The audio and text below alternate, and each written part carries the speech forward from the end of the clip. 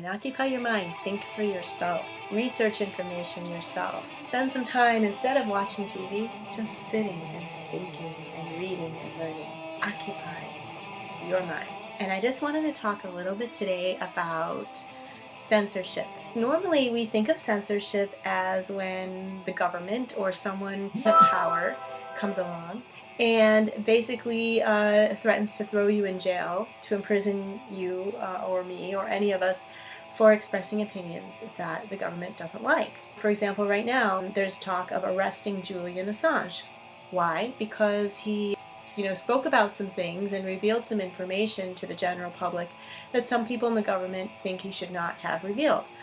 Well, I think that's sort of an obvious form of censorship. A lot of people would argue that that is censorship. You can't express certain opinions or ideas or reveal certain types of information without worrying that the government might come after you. Also banning books, libraries not being allowed to show certain books, bookstores not allowing certain books to be sold. That's another obvious form of censorship. But there's another type of censorship that we don't really think about very much, and that is a censorship that we find a lot on the internet that comes from people who are essentially bullies. Anytime somebody expresses an opinion that they don't like, they gang up on the person and start threatening the person or attacking the person. And honestly, I think some of this is done digitally.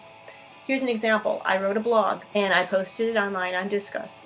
And within seconds, literally a second after I posted that blog, and I know because I posted it and then I went back to the blog to edit it, to make some changes on it, and already I'd gotten comments, a ton of comments. Now there's no way those people leaving comments could have read my blog. I had literally just written it, and it was written in a very, if I do say so myself, it was a very well written, very intelligently and logically written blog. It wasn't, a rant or a rave or an emotionally written blog. It was about student loan debt, actually. And in the blog I outline reasons why I think that it's irrational, illogical for the government to punish people for not paying a debt when they don't have the money to pay it. Just doesn't make sense to me. But anyway, and then I also raise points such as Donald Trump, a billionaire, has declared bankruptcy many times. Why would you allow someone who's a billionaire to declare bankruptcy, but somebody doesn't have money and you don't allow them to declare bankruptcy and you blame them for not paying off their debt? And why would only student loan debt not be something that can be declared bankruptcy on? Why would you allow every other debt there is, even gambling debt that really is a result of irresponsible behavior, just gambling your money away, and you allow that person to declare bankruptcy, but you don't allow someone who's just simply trying to get an education to declare bankruptcy? It's just not logical to me. But anyway, that was basically my blog. And as soon as I published it, I automatically got a ton of hostile, sometimes very sexist comments, misogynistic, hateful towards women comments from people who, as I said, obviously had not even read my blog. It was just like automatic. So I can't help but think that something is going on digitally where certain groups of people are notified immediately. Here's somebody with a quote-unquote liberal or progressive or political ideology that's critical of the system, the establishment. You got to attack this person now. There's some kind of way in which this is being done digitally, because there's, like, as I keep saying, no way a person could have read my blog in half of a second. It was too long of a, you couldn't have even finished reading the title of the blog in half of a second. Really, it just was something that was written in enough of a complex way that it really would have taken several minutes to read that blog, no matter how quickly you read. So something's going on, and I know that I've actually, and I probably should get some evidence of this, and so I can post it online, but I've actually seen companies put out help wanted ads online, that they are putting up ads online that they are looking to hire people who are internet experts, social media experts, to defend their companies online. So I know that businesses do hire people to be quote-unquote trolls, to go online specifically to defend a company or an idea. So something's happening digitally where people are able to very easily filter out certain blogs or certain opinions, certain ideas online, and automatically leave negative comments, and they're able to contact each other. And my point is, there are people who will gang up on people who express opinions they don't like. And one of the groups of people who gets the most amount of attacks that I've seen online are feminists. Anybody, male or female, who identifies themselves as a feminist or talks about feminism or women's rights or women's issues, just even talking about violence against women, for example, which I think is a very serious problem in American society that really needs to be addressed in an honest and intelligent way. And anyone who tries to talk about these issues, and most likely I'll be one of those people now that I'm posting this video online, I'll probably get the attacks myself.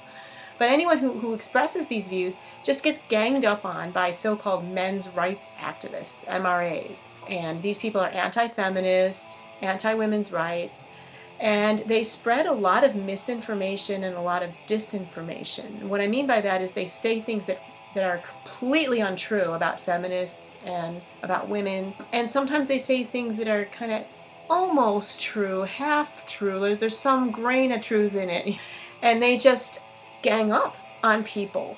And there are some feminists, women who are feminists, who've gotten threats from these people, from these so-called men's rights people. And that is a form of censorship, which we really need to think about right now, because people are finding that they are being shut down. I mean, people just literally cannot express certain opinions. On YouTube, you really can't be a feminist on YouTube. You really can't say, I'm a feminist on YouTube and I'm expressing these opinions. If you do that, these so-called men's rights people will gang up on you. And it's not just feminism. It's true with other issues as well. I just think the feminists get the most attacks on them. But as I said, when I posted about student loan debts, I got a lot of haters there too, attacking me. A lot of it was sexist, but not all of it was sexist. Some of it was just, we hate you because you have student loan debt kind of thing, which, okay, you want to hate somebody for having student loan debt. All right, fine. You can, if you're that much of a hater, I guess I can't stop you from hating. But my point is, there's a lot of fear as a result. People are afraid to talk about feminism. They're afraid to talk about student loan debt. And I think a lot of other issues, there are a lot of issues people are afraid to talk about. Not afraid to make videos, afraid to write blogs, afraid to leave comments, just afraid to express opinions because of the bullies. These bullies, they just gang up on people. They say a lot of hateful things. Sometimes they threaten people. They forge personal attacks on people. And the most important thing is that they will gang up on people. So, and on the internet, one person can set up 20 different fake usernames, really. And you think that 20 different people are attacking you or leaving comments on your site, but it could actually just be one person using 20 aliases. And it could even be somebody who doesn't like you. It could be your ex-boyfriend, ex-girlfriend, whatever, ex-wife, ex-husband, somebody who has a grudge against you, a personal grudge against you, could just go online and set up 20 fake usernames. And, I probably shouldn't even say this because I might be giving some sociopath ideas. But the thing is, I think it's important to understand on the internet, you never really know who that person is leaving the comment. You really don't know who they are. And that person could be, like your next door neighbor, or anybody who's just mad at you for something. And so they see your video on YouTube or your blog online, whatever, and they set up 10, 20 fake aliases and they leave all these hostile comments, and you think, oh my God, there's all these people who don't like me.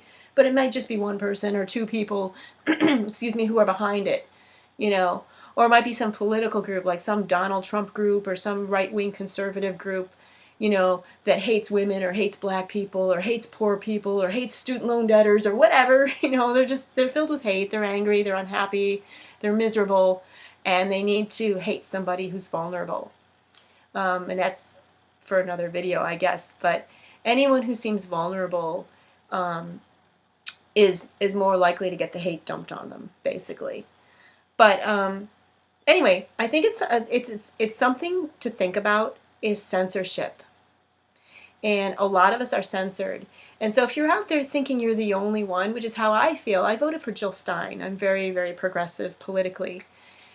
And I often feel like I'm the only one who thinks the way I do. But, then there were all these Bernie Sanders supporters, and I think a lot of us didn't know about each other. We didn't know that there were so many progressive people out there who wanted free education and free health care and a society that's more democratic and less economic inequality and more equality for everybody, male, female, black, white, Um, there's just so many of us out there who really want these things, but we don't know about each other. And part of the reason why we don't know about each other is because of this censorship through bullying, this cyberbullying that's going on. And so people are just afraid. They're afraid to say, yeah, that's what I think. I really think that too. I really think we need to end student loan debt. We really should allow student loan debtors to declare bankruptcy if they can't afford to pay their debt. We really should make college tuition free or at least affordable, because it's ridiculously expensive to go to college right now. I mean, it's almost $1,000 to take a class at the community college in my area. Believe it or not, it's almost $1,000 a class. So, for some people, maybe $1,000 is not a lot of money, but for many of us, $1,000 is a lot. And so, and that's the community college. So, But anyway, that's a whole other story altogether. So I think that this issue of censorship is very important, and I understand the need for freedom of speech. Freedom of speech is great. I'm very pro-freedom.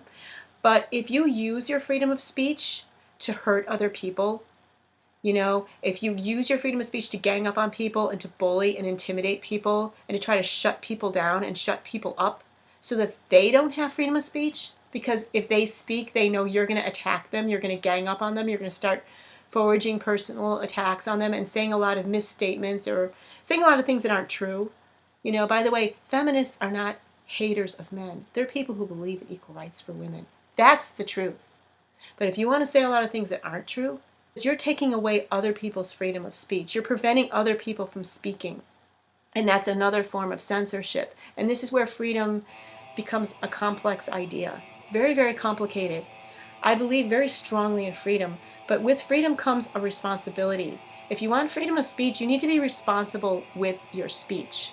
That means thinking before you speak. Thinking before you speak. That means not saying things that are untrue, spreading a lot of propaganda, quote unquote fake news, which is a slogan for propaganda.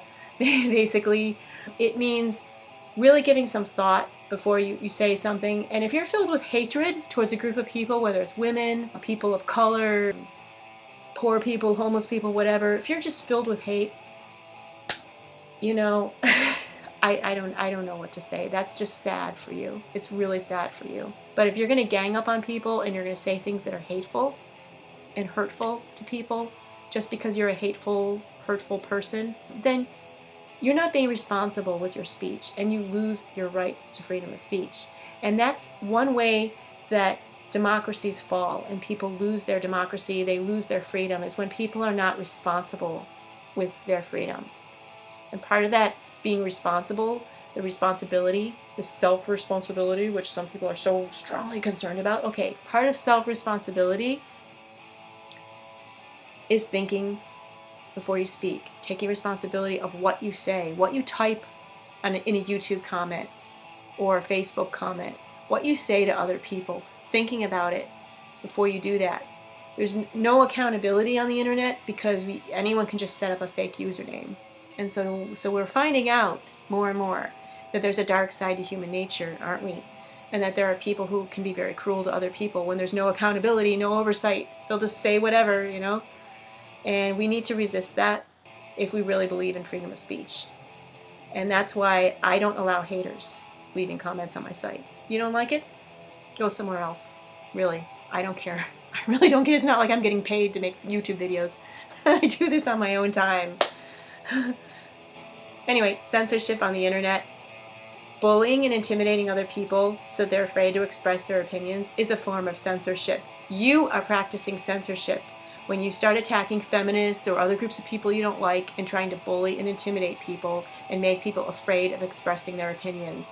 You are the one practicing censorship. I'm sorry that other people don't have zero tolerance. That's unfortunate, but I have zero tolerance. Have a nice day. Occupy your mind.